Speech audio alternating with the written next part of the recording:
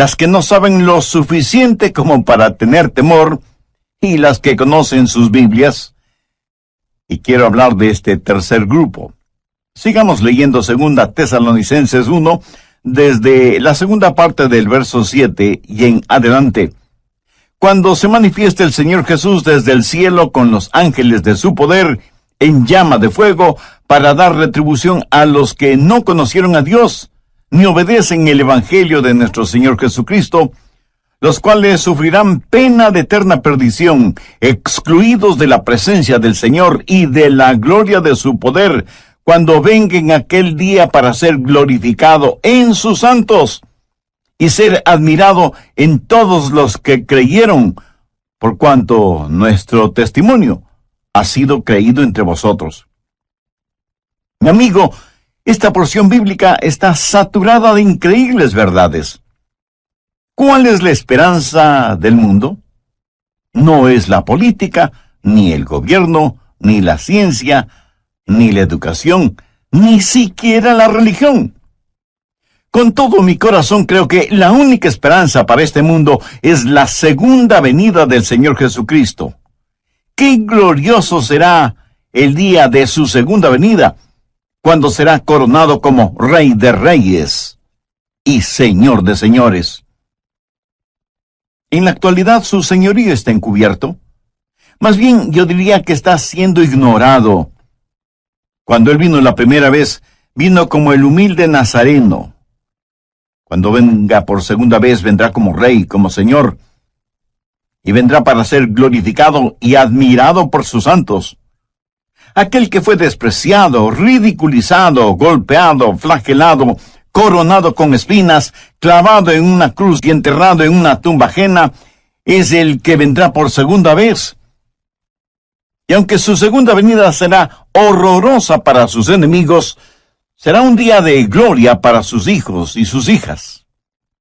Los santos de todas las edades, al pensar en su segunda venida, no dejaron de orar: ven pronto, Señor Jesús. En el verso 7 leemos: cuando se manifieste el Señor Jesucristo. Note que el apóstol no dice si es que, sino que dice ¿cuándo? No como pregunta, sino como confirmación. Ahora, ¿cuándo será eso? Jesús regresará en el momento preciso. La Biblia dice que Jesús vino la primera vez en el cumplimiento del tiempo. Ni un minuto antes, ni un minuto después. De la misma manera, su segunda venida será a tiempo. Busque Malaquías 4:2. Mas a vosotros los que teméis mi nombre, nacerá el sol de justicia, y en sus alas traerá salvación. Déjeme decirle algo acerca de este sol de justicia. Usted no puede ni acelerar ni detener la salida del sol, ¿verdad? Pues así será la segunda venida del Señor. No podemos ni acelerarla ni detenerla, pero un día Él vendrá nuevamente. Abrirá la cortina de la mañana y alumbrará al mundo con la adorada luz de su segunda venida. Piense conmigo en lo maravilloso de esa mañana. Mire el verso 10 de 2 Tesalonicenses 1. Cuando venga en aquel día para ser glorificado en sus santos. La palabra glorificado en el original griego conlleva la idea de admiración, de asombro. Piense en lo que vamos a ver que causará nuestra admiración, nuestro asombro. Vamos a ver la realidad de su amor transformador. Aquellos que fueron necios y odiaron a Dios serán conquistados por su soberano amor. Aquellos que fueron ciegos espirituales, sus ojos serán abiertos al glorioso esplendor del Evangelio del Señor Jesucristo. Los que estaban esclavizados por los demonios de la lujuria sexual, o el licor, o las drogas, o lo que sea, serán liberados y justificados.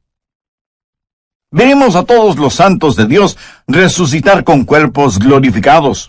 Cuerpos como el del Señor Jesús. Y lo veremos como rey, como profeta, como sacerdote. Y no habrá vestigio de pecado en nosotros. De todas estas cosas nos admiraremos y asombraremos cuando Jesús venga por segunda vez. Pero no solo nos maravillaremos de su amor transformador, sino que también de su gracia salvadora.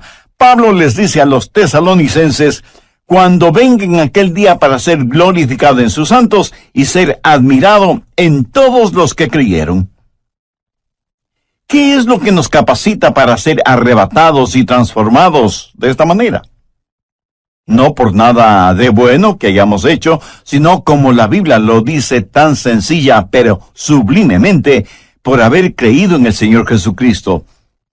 Su amor es el amor transformador que provocará nuestro asombro, y su gracia salvadora será motivo de nuestra alabanza. Ahora ponga su atención en la frase «en todos los que creyeron». Piensen en eso. Ninguno de ellos se perderá. Ningún hijo o hija de Dios se perderá. Cuando Jesús nos salva, Él nos guarda y protege. Jesús dijo: yo les doy vida eterna, y no perecerán jamás, ni nadie las arrebatará de mi mano. Y no debemos pensar solo en lo maravilloso de su venida, sino también en el testimonio de su venida. Pablo, al escribir a los hermanos en la iglesia de Tesalónica, les estaba dando su testimonio. Hermanos, aquel Jesús que vino, vendrá otra vez. Y ellos creyeron ese testimonio. Pero Pablo constantemente testificaba sobre la segunda venida del Señor. Ese era uno de los puntos fuertes de su predicación, y los hermanos recibieron el testimonio del apóstol. El apóstol les dijo: les hemos dado testimonio a ustedes que creen. ¿Sabe usted cuál será mi mayor gozo cuando esté en el cielo? El ver a personas a las cuales tuve el privilegio de presentarles al Señor Jesucristo. Yo no quiero ir al cielo sin haber hablado a nadie de Cristo. Eso sería una vida totalmente desperdiciada, ¿no le parece?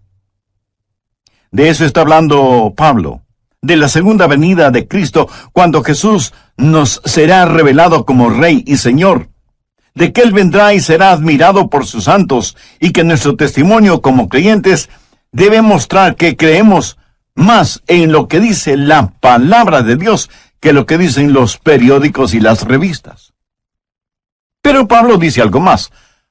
No solo que usted necesita no atribularse, sino que la segunda verdad es la siguiente: usted no debe dejarse atrapar.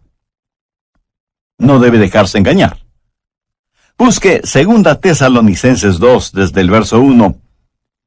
Pero con respecto a la venida de nuestro Señor Jesucristo y nuestra reunión con Él, os rogamos, hermanos, que no os dejéis mover fácilmente de vuestro modo de pensar, ni os conturbéis ni por espíritu, ni por palabra, ni por carta como si fuera nuestra, en el sentido de que el día del Señor está cerca. Nadie os engañe en ninguna manera. Ahora, lo que sucedía en la iglesia de Tesalónica es que había una diabólica decepción. Alguien había escrito una carta falsa, firmada con el nombre del apóstol, diciendo que el rapto ya se había realizado y que ahora estaban viviendo en el día del Señor. Y el día del Señor significa tribulación.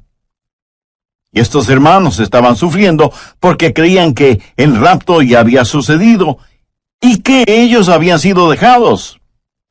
Por eso el apóstol está desenmascarando esa diabólica mentira y les pide que no se dejen engañar. Hay cualquier cantidad de engañadores y charlatanes espirituales, cualquier cantidad de autoproclamados apóstoles, profetas y maestros que engañan a muchos en nuestros días. Y esa es la razón por la que estamos estudiando profecía bíblica. Pablo les dice a los hermanos: confiad en lo que os decimos. No se atribulen, no se dejen atrapar, no se dejen engañar, no se dejen engañar por nadie de ninguna manera. Y comienza a decir lo que va a suceder para que lo sepamos. ¿Y qué es lo que debemos esperar? Mire desde el verso 3. Nadie os engañe de ninguna manera, porque no vendrá sin que antes venga la apostasía y se manifieste el hombre de pecado, el hijo de perdición, el cual se opone y se levanta contra todo lo que se llama Dios o es objeto de culto, tanto que se sienta en el templo de Dios como Dios, haciéndose pasar por Dios. ¿No os acordáis que cuando yo estaba todavía con vosotros, os decía esto? Aquí Pablo comienza a hablar de la venida del anticristo, llamado también la bestia, el hombre de pecado, el malvado, el hijo de perdición, y el juicio de Dios viene sobre él. Y Pablo dice que para que el día del Señor se haga realidad, primero tiene que darse la apostasía, y luego vendrá el anticristo, a quien el apóstol lo llama el hombre de pecado. ¿Hay o habrá un hombre tan depravado que la Biblia lo identifica como el hombre de pecado? Actualmente estamos viendo cuán lejos ha ido la raza humana. Comenzó con el pecado del hombre y terminará con el hombre de pecado. Este hombre será la esencia misma del mal, la encarnación de la maldad, la perversidad en forma humana. Será el diablo luciendo ropaje humano. En Apocalipsis 13 se lo identifica como la bestia, que vendrá pretendiendo ser el Cristo, pero solo será un Cristo falsificado. Jesús dijo: el que me ha visto a mí, ha visto al Padre. Cuando el anticristo, la bestia, el hijo de perdición, el hombre de pecado, venga, dirá igualmente: el que me ha visto a mí, ha visto a mi Padre, porque será la encarnación de Satanás. ¿Y qué es lo que él va a hacer? Mire el verso 4. Se opone y se levanta contra todo lo que se llama Dios o es objeto de culto, tanto que se sienta en el templo de Dios como Dios, haciéndose pasar por Dios. La suprema ambición del diablo es el ser adorado. Mire lo que él dijo en Isaías 14:14. Y seré semejante al Altísimo. ¿Lo ve? Satanás quiere recibir adoración. Por eso se opone a Dios y a todo lo que tiene que ver con Dios, y hasta llegará a sentarse en el templo como si fuera Dios. De paso, quiero decir que esto revela que el templo de Jerusalén será reconstruido. La Biblia enseña que vendrá un tiempo de apostasía, de desviarse completamente de la palabra de Dios, y que durante ese tiempo el hombre de pecado, la bestia, el anticristo, será revelado. Por eso Pablo dice en 2 Tesalonicenses 2:3, nadie os engañe en ninguna manera, porque no vendrá sin que antes venga la apostasía y se manifieste el hombre de pecado, el hijo de perdición. Aquí la palabra manifieste literalmente significa que va a ser expuesto, se va a quitar el velo o cortina que lo oculta. Ahora, si el rapto está cercano, eso quiere decir que el anticristo está ya vivo y presente en algún lugar de nuestro planeta Tierra, y está esperando el momento oportuno para darse a conocer, para quitarse el disfraz. El apóstol Pablo dice claramente que ya está en nuestro mundo el espíritu del anticristo. Anote 2 Tesalonicenses 2, los versos 6 y 7. Y ahora vosotros sabéis lo que lo detiene, a fin de que a su debido tiempo se manifieste. Porque ya está en acción el misterio de la iniquidad, solo que hay quien al presente lo detiene, hasta que él a su vez sea quitado de en medio. Aquí se habla del poder que restringe al diablo. Pablo dice que existe en el mundo un espíritu de iniquidad, y por eso es que la maldad es tan prevalente en nuestros días.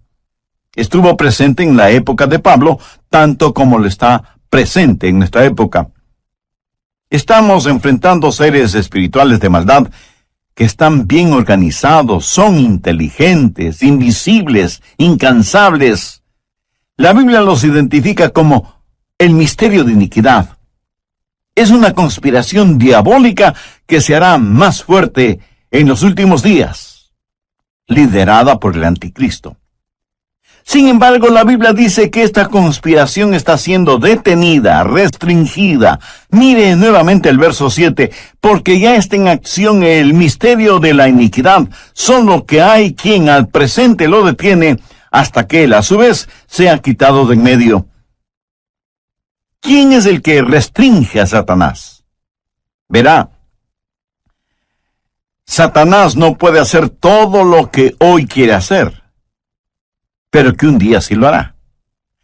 Hay alguien que detiene a ese anticristo, a este superhombre de Satanás, para que no haga todo lo que quisiera hacer este mismo momento. ¿Quién tiene ese poder para restringir las actividades de Satanás? Es el Espíritu Santo, cuyo ministerio es el ayudar a los santos. Pero no solo eso, sino que también debe restringir a Satanás. Así que el ministerio del Espíritu Santo es doble: ayudar a los santos y restringir la obra del diablo. Cuando el rapto se haga una realidad y los creyentes sean arrebatados para encontrarse con el Señor Jesús en el aire, el Espíritu Santo que vive en nosotros será quitado del camino.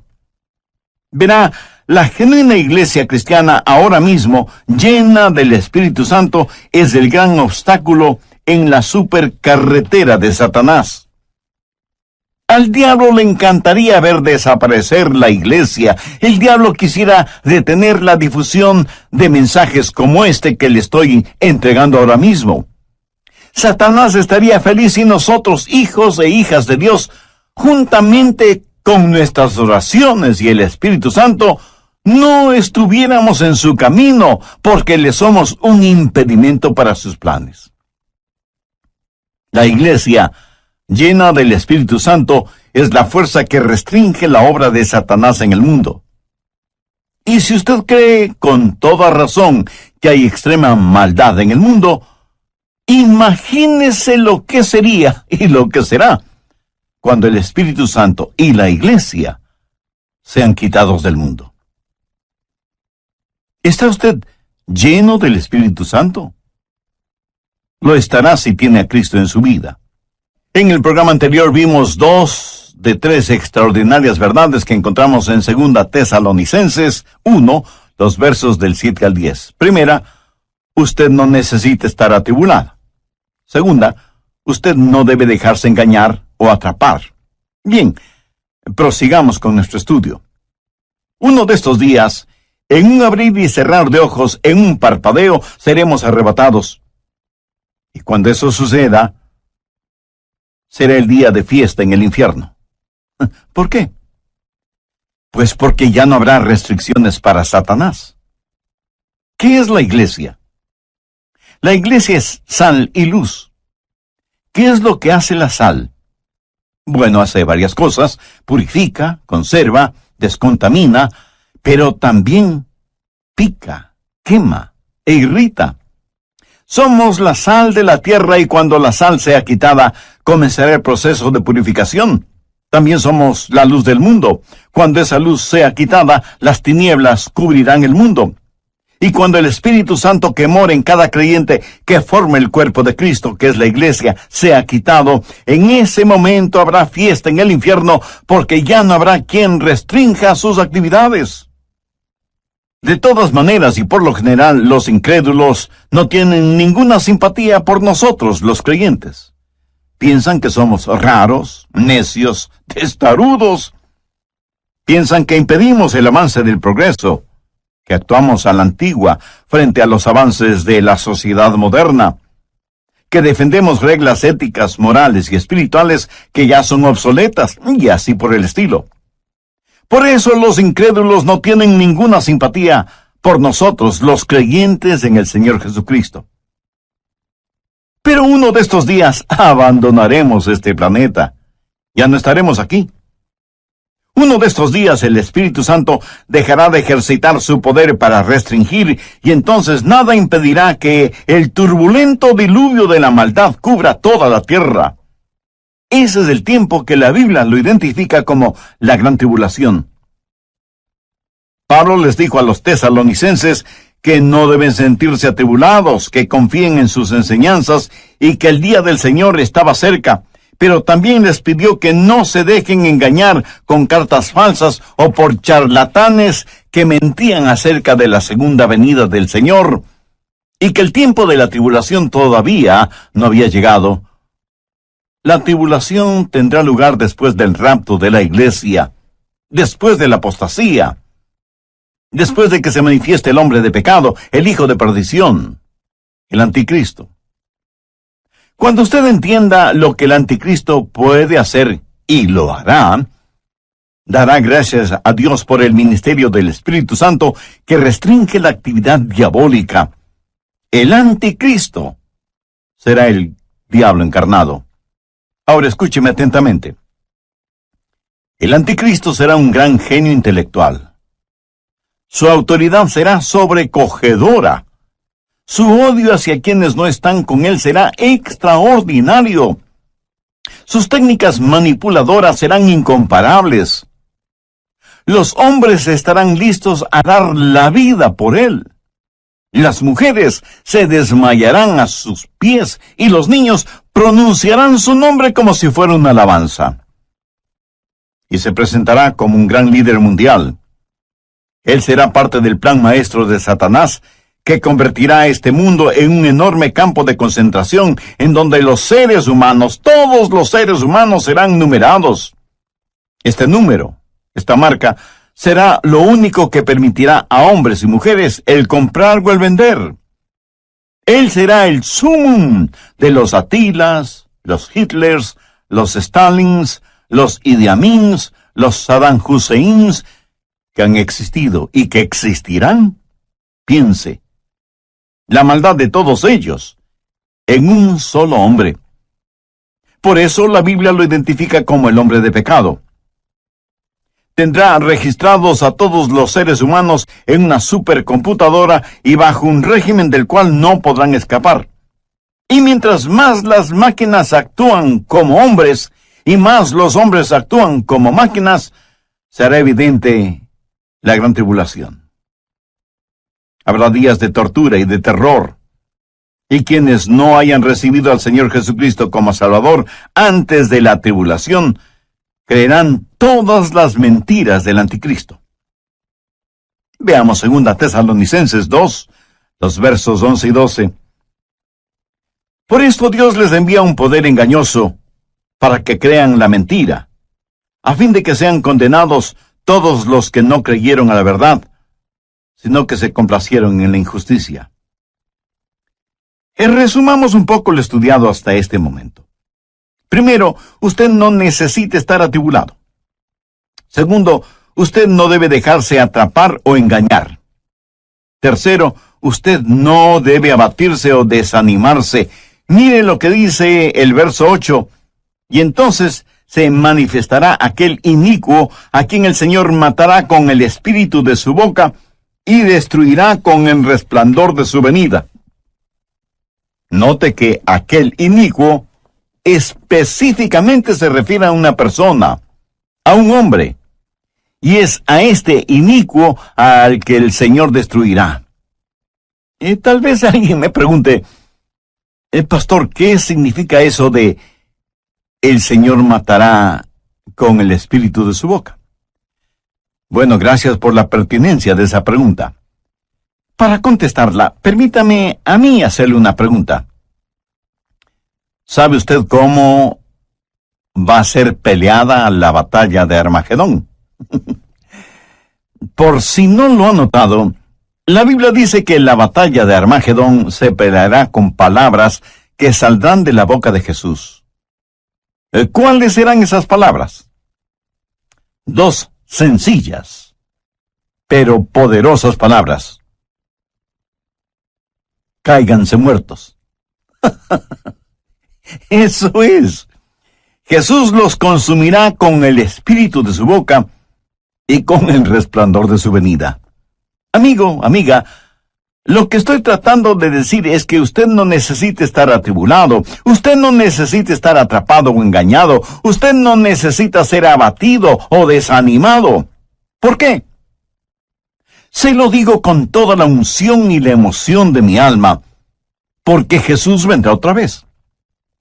Permítame repetirlo hasta que lo entienda muy bien. Jesús vendrá otra vez. También deseo que aprendan lo siguiente. Hay dos aspectos de la segunda venida de Cristo.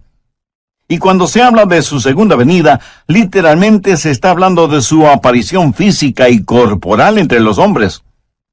No es primordialmente una determinada fecha, sino más bien una serie de eventos que sucederán cuando nuestro Señor Jesucristo venga nuevamente. ¿Cuáles son algunos de esos eventos? En primer lugar, Él viene por su novia, la iglesia, y esa venida será dulce y secreta.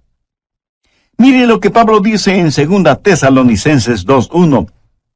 Pero con respecto a la venida de nuestro Señor Jesucristo y nuestra reunión con Él, ¿cómo será su venida? Busque por favor 1 Tesalonicenses 4:16. Porque el Señor mismo, con voz de mando, con voz de arcángel y con trompeta de Dios, descenderá del cielo, y los muertos en Cristo resucitarán primero. Luego nosotros, los que vivimos, los que hayamos quedado, seremos arrebatados juntamente con ellos en las nubes para recibir en el aire, y así estaremos siempre con el Señor. Así que, primero Cristo viene por su novia, la iglesia. En segundo lugar, Cristo viene con su novia, la iglesia. En el rapto, Él viene para arrebatarnos. Luego, después de la tribulación, Él regresa a la tierra con su novia, la iglesia, para reinar y gobernar.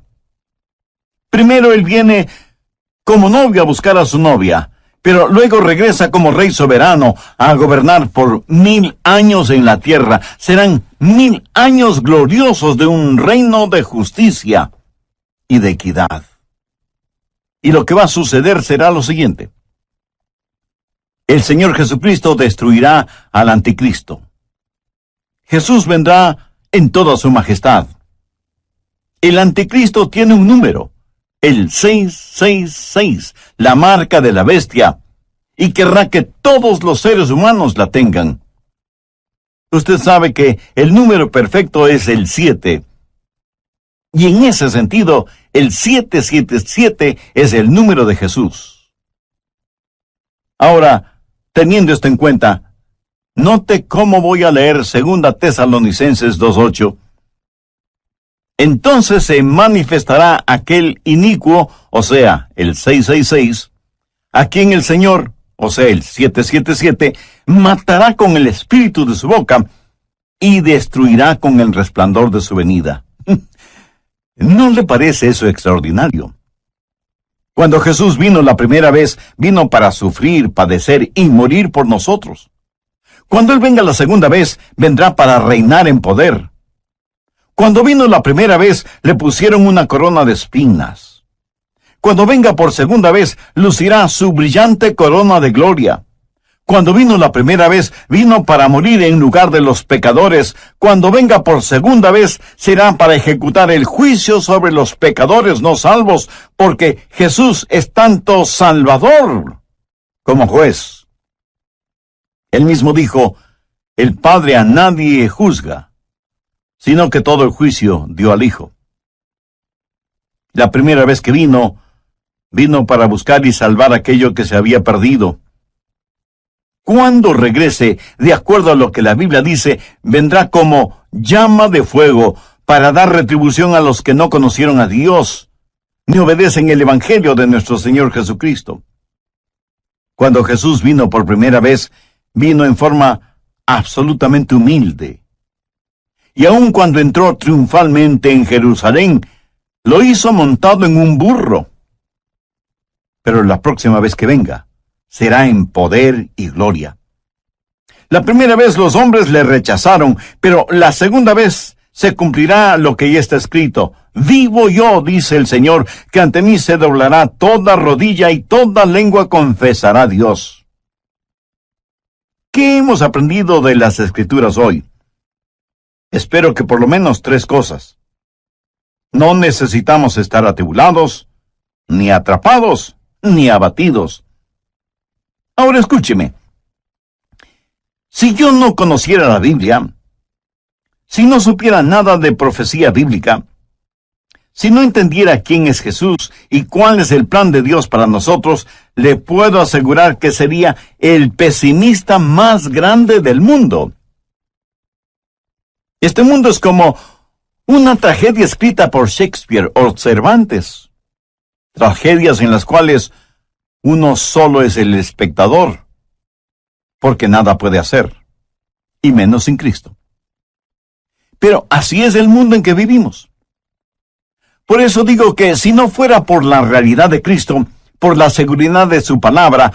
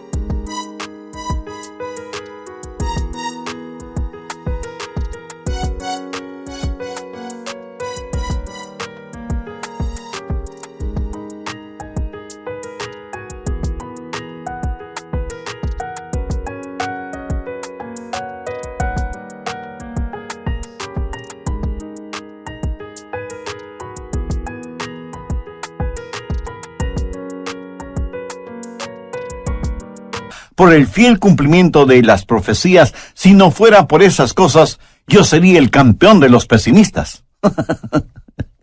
Pero no. Escúcheme, soy un convencido optimista. Sé que el Cristo que vino la primera vez regresará. Busque Hechos 1:11. Este mismo Jesús que ha sido tomado de vosotros al cielo, así vendrá como le habéis visto ir al cielo. Ahora, ¿qué significa todo esto para nosotros? Significa que estamos en los gloriosos días, que son los del principio del fin, y necesitamos dar el siguiente paso. Mis amigos, estos no son días para aletargarnos, o para retroceder, o para callarnos, hasta que el rapto llegue y seamos arrebatados. Debemos pelear nuestra batalla hasta el límite. Yo quiero dejar este mundo como un cristiano maduro. Quiero ser mañana un mejor cristiano de lo que soy hoy. Quiero amar al Señor Jesucristo cada día más y anhelo crecer en la gracia y el conocimiento de nuestro Salvador. ¿Y qué de usted? Quiero, como el apóstol Pablo, llegar al final de mi vida y poder decir: he peleado la buena batalla, he acabado la carrera, he guardado la fe. Por lo demás me está guardada la corona de justicia, la cual me dará el Señor juez justo en aquel día, y no solo a mí, sino también a todos los que aman su venida. ¿Lo notó? El gran apóstol Pablo, al final de su vida, dijo que continuaba subiendo y subiendo. ¿Qué significa esto? Que hay un factor de intercesión. Si Jesús regresa, debemos estar orando por los nuestros que aún no conocen al Señor como Salvador. Debemos alcanzar a cuantos podamos y prepararles para el rapto. Debemos ganar almas para Cristo. Así que, no tenemos solo un factor de intercesión, sino también el factor de ganar almas, de decirle a la gente acerca de Jesús.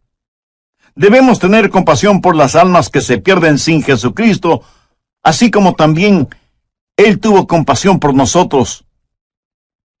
Y hay además el factor preparación. Usted debe sumergirse en las verdades de la Biblia. Este mundo es tan vil y corrompido, y usted necesita defender y enseñar a sus hijos, a sus nietos. Atesore las profecías bíblicas en su corazón y compártalas en su hogar con sus seres amados, y afuera con los vecinos, y en la oficina con sus amigos. Prepárelos para lo que vendrá sobre este asunto. Yo siento verdadera pena por aquellos que no quieren entender las cosas de Dios y que por lo tanto No tienen un fundamento, una roca sólida en la cual afirmarse durante estos tiempos peligrosos que vivimos. Y finalmente, tenemos el factor del consuelo. Gracias a Dios que podemos decir: ven pronto, Señor Jesús.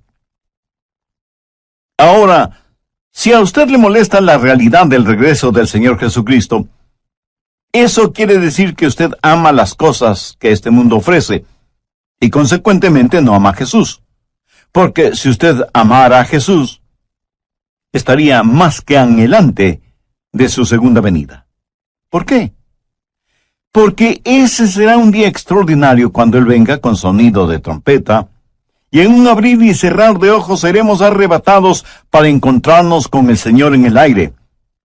Entonces cada uno de los redimidos podrá decir en forma personal lo que en forma tan convencida dijo el rey David: en cuanto a mí, veré su rostro en justicia, estaré satisfecho cuando despierte a su semejanza. ¿No le gustaría a usted también poder decir lo mismo?